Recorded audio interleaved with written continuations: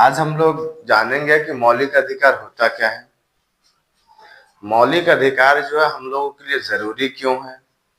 मौलिक अधिकारों की जानकारी हर व्यक्ति को रखना चाहिए, तो हर व्यक्ति को रखना क्यों चाहिए, तो इन चीजों के बारे में हम चर्चा करेंगे। तो सबसे पहले हम जान लेते हैं कि मौलिक अधिकारों का अर्थ होता क्या है।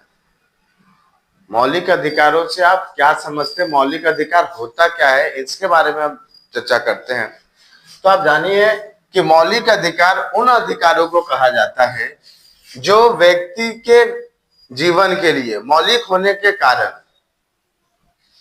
संविधान द्वारा नागरिकों को प्रदान किया जाता है। मौलिक अधिकार क्या होता है, उन अधिकारों को कहा जाता है जो व्यक्ति के जीवन के लिए मौलिक तो होता ही होता है, हर व्यक्ति के जीवन के लिए मौलिक होता है। उसके साथ साथ संविधान द्वारा नागरिकों को मौलिक अधिकार क्या है, प्रदान किया गया है, और जिनमें राज्य द्वारा हस्तक्षेप नहीं किया जा सकता है। आप सभी जान लीजिए कि मौलिक अधिकार उन अधिकारों को कहा जाता है जो व्यक्ति के जीवन के लिए मौलिक होने के कारण संविधान ने आपको क्या किया, नागरिकों को प्रदान किया। उस अधिकारों को हम क्या कहेंगे, मौलिक अधिकार कहेंगे। मौलिक अधिकार में राज्य सरकार या कोई भी सरकार, चाहे केंद्र सरकार हो या राज्य सरकार हो, मौलिक अधिकार में लोगों को जो मौलिक अधिकार मिला हुआ उसमें किसी प्रकार का कोई हस्तक्षेप नहीं कर सकता है। साथ ही साथ ये ऐसे अधिकार होता है जो व्यक्ति के व्यक्तित्व के को पूर्ण विकास के लिए, मौलिक अधिकार एक ऐसा अधिकार होता है जो व्यक्ति के व्यक्तित्व के पूर्ण विकास के लिए बहुत जरूरी है, बहुत आवश्यक है, जिनके बिना मनुष्य का पूर्ण विकास नहीं हो सकता, जिसके बिना इंसानों का पूर्ण विकास संभव नहीं है। उस अधिकारों को मौलिक अधिकार कहते हैं। मौलिक अधिकार जो है कई कारणों से मौलिक है। तो अब मौलिक अधिकार मौलिक क्यों है, मौलिक अधिकार को मौलिक क्यों कहा जा सकता है, तो मौलिक अधिकार कई कारणों से क्या है, मौलिक है। इन अधिकारों को मौलिक इसलिए कहा जाता है क्योंकि इन्हें देश के संविधान में स्थान दिया गया है, प्राइम स्थान दिया गया है।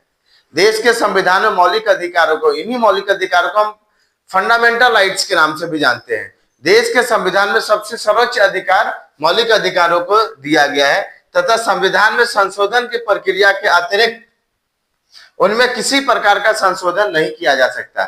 सरकार मेजोरिटी के बिहाफ पे, स्पेशल मेजोरिटी के बिहाफ पे संविधान में संशोधन कर सकता है, बट मौलिक अधिकार को छू भी नहीं कर सकता, मौलिक अधिकार को टच भी नहीं कर सकता। इसलिए इसको मौलिक अधिकार दिया गया है। मौलिक अधिकार व्यक्ति के प्रत्येक पक्ष के विकास के लिए मूल रूप से आवश्यक है। हर पक्ष के विकास के लिए, चाहे वो एजुकेशनल विकास हो, चाहे समानता हो, चाहे किसी प्रकार का विकास हो, सबके लिए जरूरी है, आवश्यक है। इनके अभाव में व्यक्ति के व्यक्तित्व का विकास अवरुद्ध है। मतलब मौलिक अधिकार के बिना व्यक्ति के व्यक्तित्व का विकास बिल्कुल नहीं हो सकता है। मौलिक अधिकारों का उल्लंघन नहीं किया जा सकता है।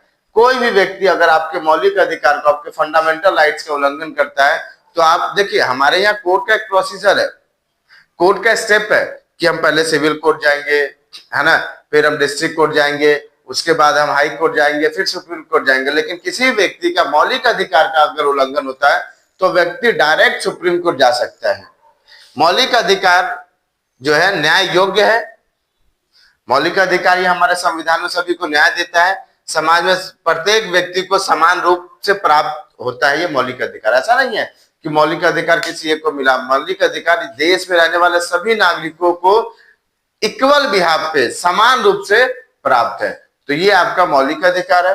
अब इसमें आता है मौलिक अधिकार में कौन कौन से कैटेगरीज आता है, उसके बारे में हम जाने।